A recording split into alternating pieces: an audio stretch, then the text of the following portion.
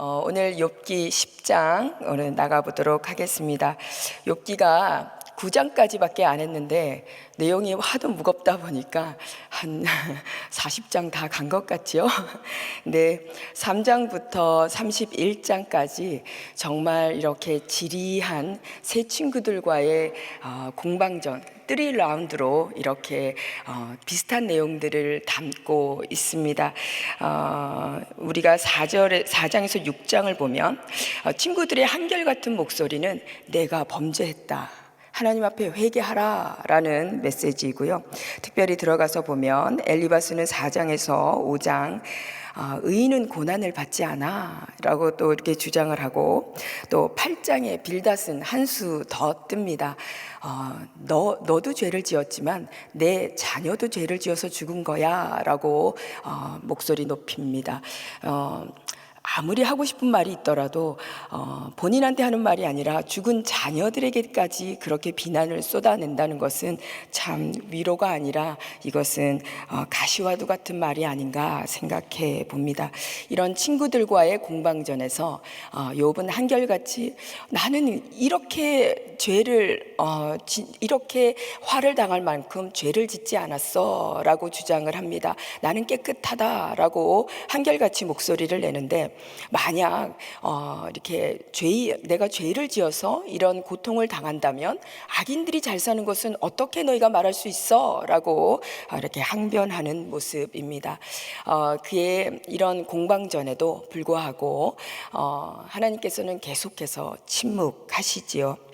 이렇게 반복되는 친구들과의 이런 긴 내용들을 하나님께서 성경에 담아주시고 우리가 봐도 힘겨운 그런 내용들을 길게 이렇게 표현하고 계신데, 욥기를 왜 이렇게 길게 쓰셨나 이렇게 보면 인간의 지혜로는 고난을 다 이해할 수 없다라는 것을 말씀해 주고, 또 고난 속에서 우리의 태도가 어떠해야 되는가, 원인과 결과적인 하나님과의 관계가 아니라 너희와 관계를 하는 하나님과 인간의 관계가 중요하다라는 것을 설명해 주고요. 또 고난이 깊어질수록 인간이 느끼는 실제적인 감정, 또 신앙의 여정이 어떠한지 이런 것들을 우리가 보게 됩니다. 결국은 너희가 인본주의에서 너희 중심에서 하나님 중심의 신앙을 가져라 라는 것을 우리가 알 수 있습니다. 오늘 욥기 10장 요약을 해보겠습니다. 이때까지 9장은요, 어저께 9장에도 굉장히 힘들었는데 9장은 그 친구 빌닷, 너의 자녀도 죄를 지은 거야 라고 얘기하는 그 친구에게 굉장한 항변을 했죠. 10장은 이제 비탄의 노래, 하나님 앞에 드리는 기도가 되겠습니다. 욥의 절규와도 같은 이런 기도 내용을 담고 있습니다. 이해할 수 없는 고난, 끊임없이 자기한테 몰아닥치는 이 고난을 하나님 앞에 절규하고 있는 기도입니다. 10장의 그 기도의 형식은 탄식, 질문, 고백, 절망, 간구의 모습으로 이어집니다. 1절 말씀을 같이 합독하시겠습니다. 내 영혼이 살기에 곤비하니 내 원통함을 발설하고 내 마음에 괴로운 대로 말하리라. 하나님, 이제 내 생명조차 싫어요 라고, 내가 그만큼 너무너무 힘들어요, 이제는 하나님 앞에 나의 모든 고통을 다 토로하고 발설하고 싶어요 라고 기도하는 모습입니다. 아무리 괴로워도 이 욥의 모습을 보면서 아직 하나님과의 끈은, 하나님이 살아계시고 하나님이 자기를 주관하고 계시다는 것을 믿고 있는 욥의 모습을 우리는 볼 수 있습니다. 그가 이런 어려움 중에도 하나님 앞에 토로하는 것, 그것은 우리가 반드시 배워야 될 자세입니다. 또 2절에서 7절을 보면 질문입니다. 하나님, 정말 하나님이 공의로우신가요? 이렇게 질문을 하고 있습니다. 어떻게 공의로우시다면 나를 이렇게 정죄하십니까? 내가 이렇게 고난을 당할 정도로 죄를 지었습니까? 하나님은 공의하신가요? 라고 질문을 하고, 하나님, 혹시 하나님도 사람의 눈으로 보고 계신가요? 사람의 판단 기준으로 판단하시나요? 제가 알기로는 하나님은 공의로운 재판장이신데 정말 이 땅의 삶은 그 공의가 보이지 않아요? 라고 하나님 앞에 질문하고 있는 모습입니다. 자, 10장 8절에서 12절을 보면 그런 중에도 하나님 앞에 고백을 드리고 있습니다. 창조주 하나님이신 것을 고백하고 또 역설을 하지요. 8절을 보면 빚으셨다라는 단어를 쓰고 있습니다. 주의 손으로 나를 빚으셨다. 창세기 2장 7절에 하나님의 그 창조의 모습을 떠올리게 하는 단어입니다. 하나님께서 직접 하나님의 손으로 나를 빚으셨고 창조하셨다. 하나님은 나의 창조자 되신다라는 것을 인정하고 있고요. 10절에 보면 엉긴 젖처럼 엉기게 하셨다. 이것은 태아가 수정체의 모습에서 이렇게 수정되는 이런 모습들을 자세하게 비유적으로 표현한 모습이고, 또 11절을 보시면 태아가 뼈가 자라고 이게 그 몸이 자라나는 이 과정들을 이렇게 묘사하고 있고요. 또 12절을 보면 주께서 생명과 은혜를 내게 주시고 공고하심으로 내 영을 지키셨나이다. 지금까지 내 삶을 지켜오신 분이다. 그런데 하나님, 이제는 나의 창조주께서 8절을 다시 돌아가서 보시면 나를 멸하십니까? 창조의 손이셨는데 이제는 파괴자의 손과 같습니다 라고 하나님 앞에 고백하고 있는 모습입니다. 또 10장 13절에서 17절은 절망의 단계로 들어갑니다. 하나님의 계획에 대한 절망입니다. 우리가 13절을 보시면 주께서 이런 일을 마음에 품으셨다. 내가 무엇을 하든 하나님은 이미 작정하셨군요. 나를 이 고난 가운데 두기로 하나님께서 작정하신 것을 제가 알겠습니다 하고 절망하는 단계이고요. 15절을 보시면 내가 악하면 화가 있을 것이오며 내가 의로울지라도 머리를 들지 못할 것은, 하나님, 내가 아무리 의로워도요, 이 고통 가운데 너무너무 수치스러워요 라고 절망하고 있습니다. 내가 무엇을 한들 하나님은 이미 나를 이 고난 가운데 두시기로 작정하셨군요 라면서 이제 체념하며 절망하는 단계의 모습을 볼 수 있습니다. 자, 18절에서 22절 마지막은 간구입니다. 나를 잠시라도 평안히 놓아 주옵소서라고 간구하는데요. 하나님께서는 어찌 나를 태에서 나오게 하셨습니까? 다시 한번 창조주이신 하나님을 말씀하고 있습니다. 그러면서 20절에 나를 잠시라도 버려 두옵소서, 평안하게 하옵소서라고 하는데, 하나님, 나를 그냥 죽게 내버려 두세요 라는 뜻이 아니라, 하나님, 나의 창조주 되신 하나님, 마지막에 나 죽기 전에 그래도 나를 한번 기억해 주옵소서라고 간구하고 있는 내용이 되겠습니다. 오늘 한 절 말씀은 2절 같이 한번 합독해 보도록 하겠습니다. 내가 하나님께 아뢰오리니 나를 정죄하지 마옵시고 무슨 연고로 나로 더불어 쟁변하시는지 나로 알게 하옵소서. 하나님께 묻고 있다는 것은 아직도 그래도 관계가 남아있다는 뜻을 말하고 있습니다. 욥은 고통 가운데도 내가 하나님께 아뢰리니 라고 2절을 시작합니다. 이것이 바로 믿음의 본질이라고 생각합니다. 하나님 앞에 어떤 불순종, 불신앙을 드러내는 것이 아니라, 항변하고자 하는 것이 아니라, 하나님께 정말 그 답을 알고 싶어요 라고 하나님께 묻는 것입니다. 고난의 시간을 통해서 많은 사람들은 하나님을 욕하고 원망하고 떠나지만은, 그리고 세상을 기대고 세상에 이렇게 위로 줄 자를 찾아다니지만, 믿음의 사람은 이 시간을 통해서 더 하나님께 나아가는 통로가 될 줄 믿습니다. 다시 한번 우리에게 찾아오는 고난의 의미를 되새겨보고 하나님이 나에게 주시는 음성을 듣기를 원합니다. 고난 속에 붙잡아야 할 우리의 진리는 도대체 무엇인가요? 첫 번째는 주님이 주목하고 계신다입니다. 아무리 침묵하셔도 주님은 주목하고 계십니다. 8절 한번 보시도록 하겠습니다. 주의 손으로 나를 만드사 백체를 이루셨거늘 이제 나를 멸하시나이다. 욥은 절망 중에도 하나님이 나를 하나님의 손으로 빚으신 하나님의 정말 피조물이다라는 것을 잊지 않고 있습니다. 흙으로 우리를 빚으신 주님은 정말 우리의 토기장이가 되시지요. 토기장이들이 그릇을 빚다가 이렇게 그릇이 뭉그러졌다고 해서 잘못된 그릇이 만들어졌다고 그 흙을 버리지는 않습니다. 다시 그 흙을 모아서 반죽을 해서 다시 더 정교하게 그릇을 빚게 됩니다. 그리고 이처럼 우리 하나님은 성경에서 여러 군데에서 토기장이로 묘사되고 있습니다. 하나님은 이스라엘 백성들이 그렇게 멸망 가운데 들어갔어도 절대로 그들을 버리지 않으시고 다시 빚어주신 하나님이신 것을 우리는 알 수 있습니다. 흙으로 우리를 빚으신 주님께서 불같은 연단을 통해서 다시 우리를 빚고 계신다라는 것을 우리는 잊지 말아야 하겠습니다.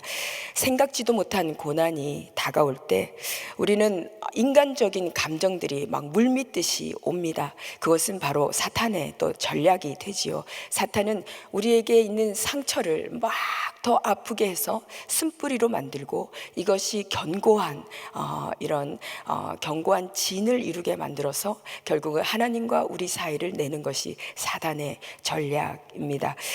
그런데 이런 고통이 밀려오고 그 고통보다 더한 것이 하나님과의 단절인데요. 그런 단절이 올 수 있는 여러 가지 우리들의 감정과 생각들이 몰려올 때 우리는 예수의 이름으로 선포해야 될 줄 믿습니다. 고난의 터널이 깊고 협착할수록 우리는 하나님이 지금 나를 주목하고 계신다라고 잊지 말아야 하겠습니다. 우리가 여러 가지 고난을 당하는데요. 어떤 이유에서 우리가 고난을 당하든지 간에 그 해결 방안은 단 하나입니다. 그것은 주님 앞에 머물러야 한다는 것입니다. 그 주님 앞에 머물 때 절규가 될 수도 있고요, 비통한 울음이 될 수도 있고, 그렇지만 반드시 주님 앞에 머물러야 한다는 것입니다. 사망의 음침한 골짜기 같은 시간을 지날 때 우리 믿음의 반응에 따라서 정말 생고생만 하고 쓴뿌리만 남는 시간이 될 수도 있고, 반면에 정금같이 나오고 역전의 시간이 될 수 있는 반전의 시간이 될 수도 있습니다. 그것은 하나님께서 우리의 태도를 주목하고 계신다라는 것을 잊지 말아야 하겠습니다. 믿음으로 반응하기 위해서 우리가 붙잡아야 될 진리는, 하나님은 나를 절대로 무너뜨리시는 분이 아니고 지금 나를 새롭게 빚고 계신다라는 것을 우리가 소망 중에 붙들어야 하겠습니다. 두 번째로는 이해할 수 없어도 주님을 신뢰하자입니다. 2절에서 하반절에 보면 무슨 까닭으로 나와 쟁변하시는지, 나와 다투시나요? 라고 하나님께 그 이유를 묻습니다. 정말 욥은 하나님이 자기에게 이 고난을 허락하신 이유를 알고 싶었습니다. 우리도 우리에게 고난이 올 때 이유를 알고 싶지요. 하나님, 내가 도대체 왜 이런 고난 가운데 있습니까? 라고 하나님의 설명을 듣기를 원합니다. 그런데 우리 욥기를 끝까지 보셔도 하나님은 뚜렷한 그 설명을 하시지 않습니다. 하나님은 설명으로 대답하시는 분이 아니라 임재하심으로 보이는 일을 보여주시고 증거하는 분이심을 우리는 깨달아야 합니다. 주님을 제대로 만나면 하나님께서 설명해 주지 않아도 우리가 그 모든 것을 용납하고 받아들일 수 있는 하나님의 사람이 됩니다. 우리 하박국 선지자 잘 알고 계시는데요, 나라의 멸망 앞에, 남유다의 멸망 앞에 절규하며 하나님 앞에 여러 번 질문을 하지요. 그러나 그 질문의 끝은 결국 이렇게 고백을 합니다. 하박국 3장 17절 18절 우리 같이 합독하시겠습니다. 비록 무화과 나무가 무성치 못하며 포도나무에 열매가 없으며 감람나무에 소출이 없으며 밭에 식물이 없으며 우리의 양이 없으며 외양간에 소가 없을지라도 나는 여호와를 인하여 즐거워하며 나의 구원의 하나님을 인하여 기뻐하리로다. 아멘. 고난 중의 믿음은 설명을 듣는 것이 아니라 어찌 보면 하나님께 고백하며 신뢰를 놓지 않는 것입니다. 이런 몸부림을 통해서 우리의 영적으로 성장을 거듭해 가게 됩니다. 다시 한번 붙잡을 진리를 우리가 생각해 본다면, 이해할 수 없어도 그분의 신실하심을 절대로 의심하지 말고 하나님은 침묵 속에서도 일하고 계신다를 믿어야 할 것 같습니다.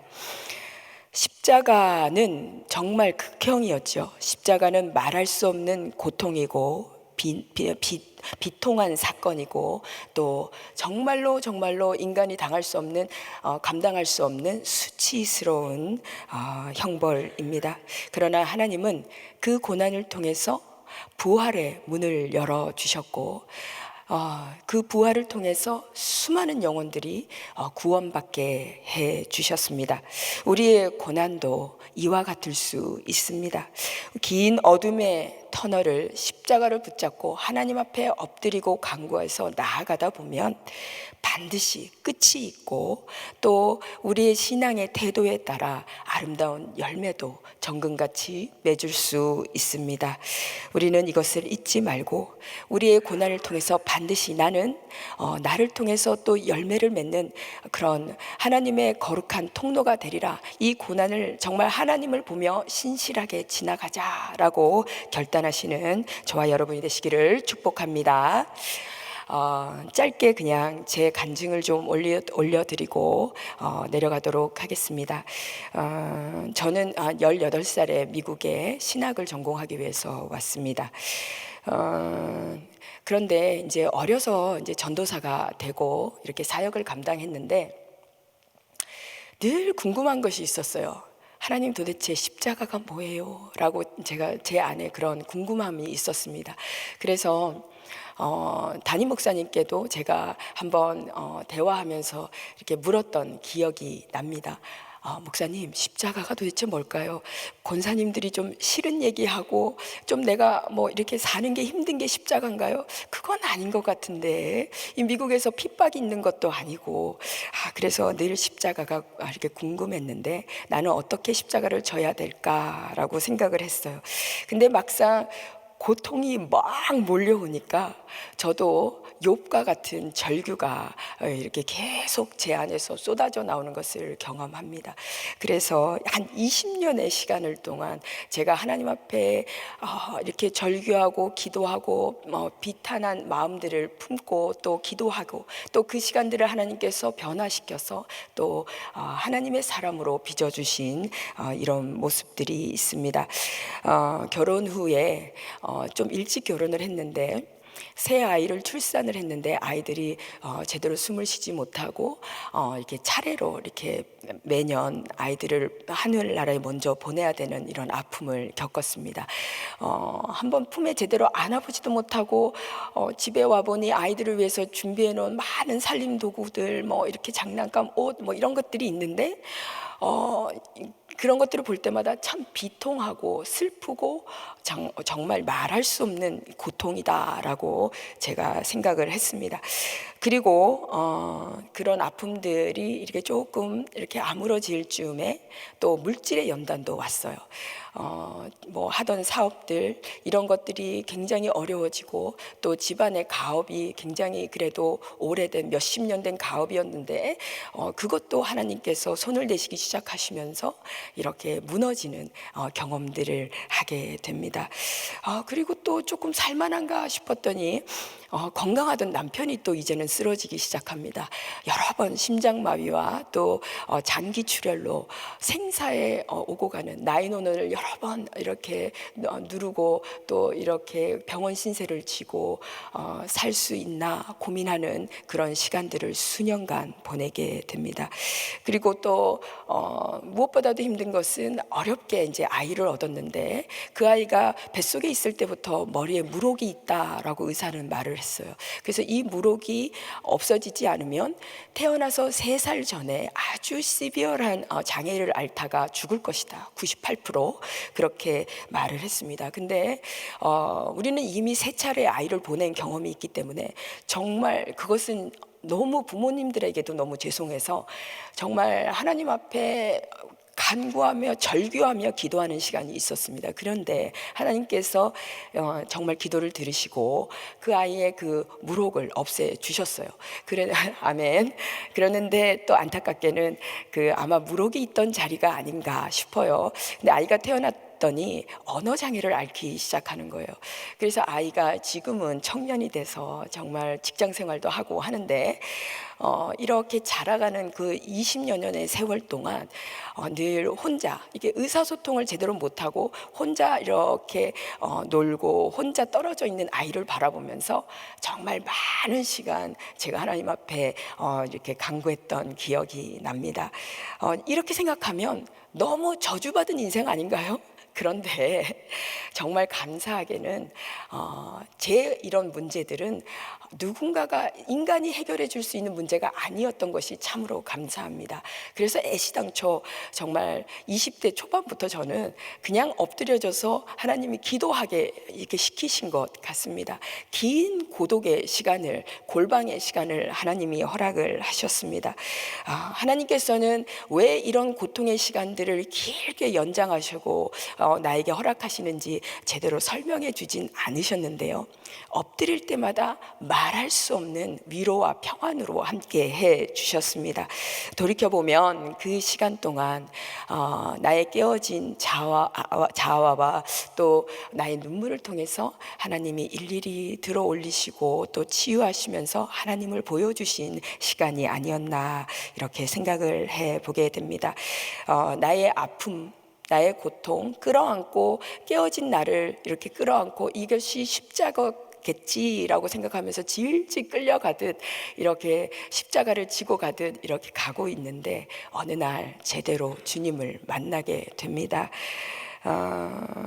정말 나의 죄와 나의 이 모든 고통을 온전히 담당하신 주님, 십자가에 달려 돌아가신 주님을 제대로 만나게 됩니다.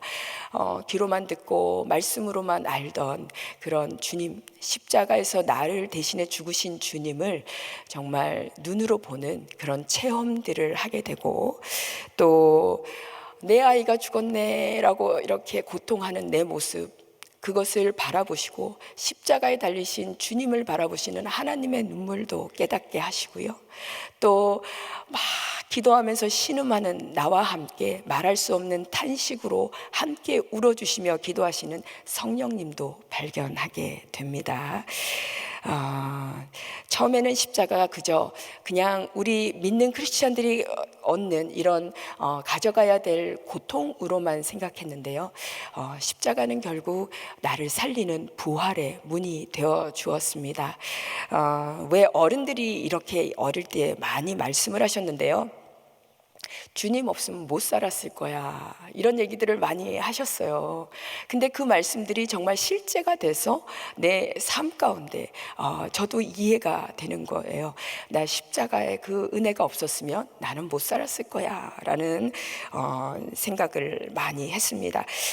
그때의 눈물은 지금은 찬양이 되었고 그때의 상처가 오늘 많은 사람들을 살릴 수 있는 생명의 통로가 되어 또 이렇게 주님을 섬겨갑니다.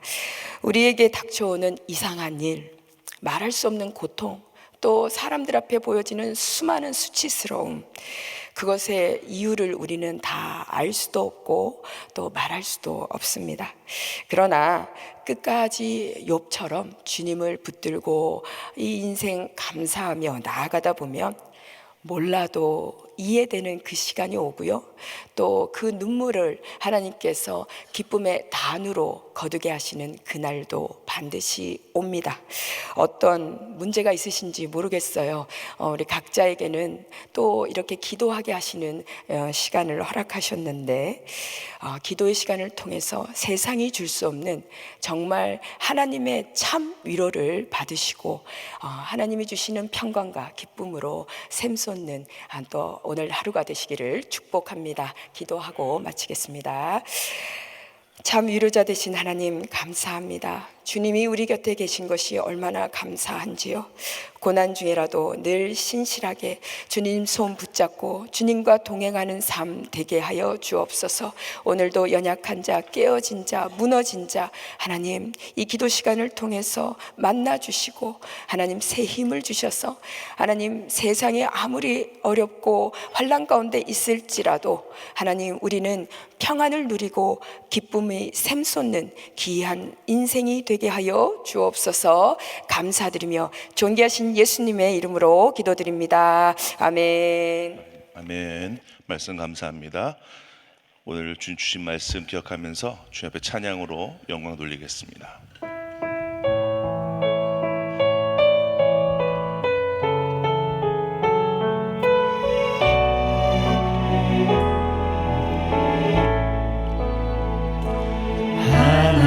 하나님의 사랑을 사모하는 자, 하나님의 평안을 바라보는 자, 너의 모든 것 창조하신 우리 주님이 너를 얼마나 사랑하시는지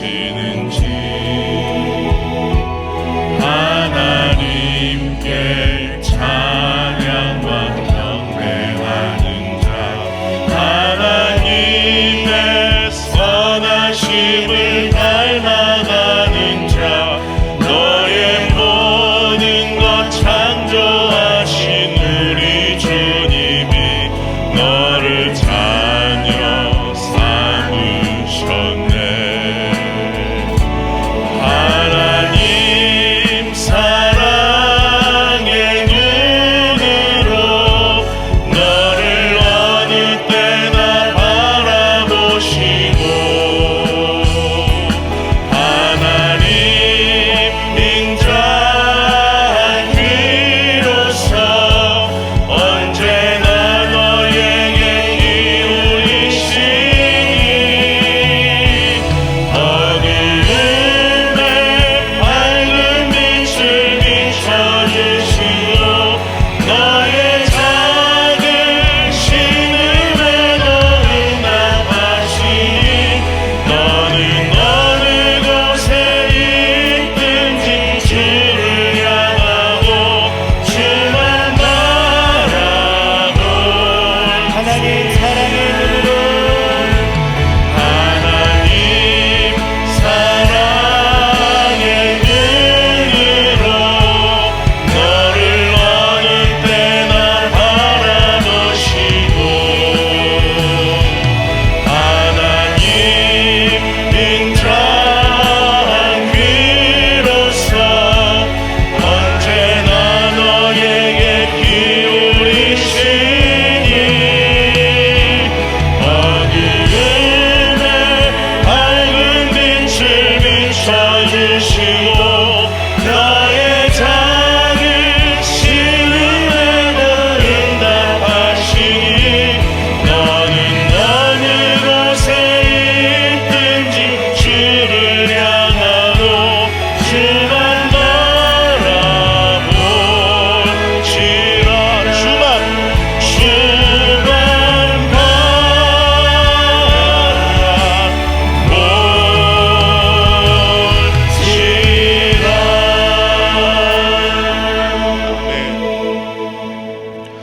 우리 삶 가운데도 욥처럼 욥이 당한 고난처럼 힘든 삶의 어려움으로 날마다 눈물 흘리며 기도하는 분들 계실 줄로 믿습니다. 그러나 그런 모든 분들 가운데 우리 하나님께서 오늘 주신 찬양처럼 우리를 바라보시고 우리를 기억하시고 우리의 삶을 지켜주시는 줄로 믿습니다. 날마다 주님 앞에 주님 보호하여 주시옵소서 기도하며 승리하시는 여러분들 되시기를 주님의 이름으로 축복합니다. 우리 함께 기도하겠습니다. 주님, 우리 인생 가운데 욥처럼 삶의 어려움으로 눈물 흘리며 기도하는 많은 심령들이 있습니다. 주님께서 그 심령들을 위로하여 주시고 회복시켜 주시고 연약함 가운데 강건함을 얻을 수 있도록 주님 축복하여 주시옵소서. 그들이 다시 일어나서 하나님 앞에 예배드리며 회복되는 역사가 우리 교회 가운데 일어날 수 있도록 주님 축복하여 주시옵소서.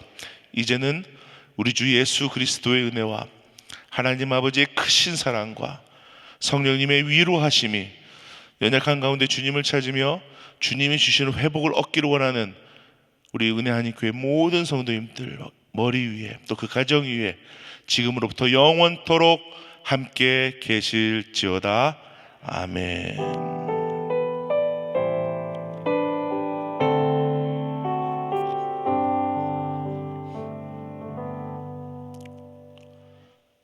예, 오늘 기도 제목 말씀드리겠습니다. 우리 담임 목사님의 가정과 사역을 위해서 기도해 주시고, 우리 교회의 여러 지체 중에는 시설관리국 최성교 목사님과 유병아 장로님을 위해서 기도해 주시고, 또 우리 한 분의 선교사님 가정은 안희진 구스타포 쿠바에 사역하고 계시는 선교사님 가정입니다. 이 가정을 위해서 또 이 두 딸들을 위해서 주님 기도해 주시면 좋겠습니다. 우리 함께 기도하실 때 우리 깊은 하나님 앞에 나아가는 기도로 우리 주님 기도합니다. 우리 주의 이름 부르고 함께 기도하겠습니다. 주여, 주여, 주여.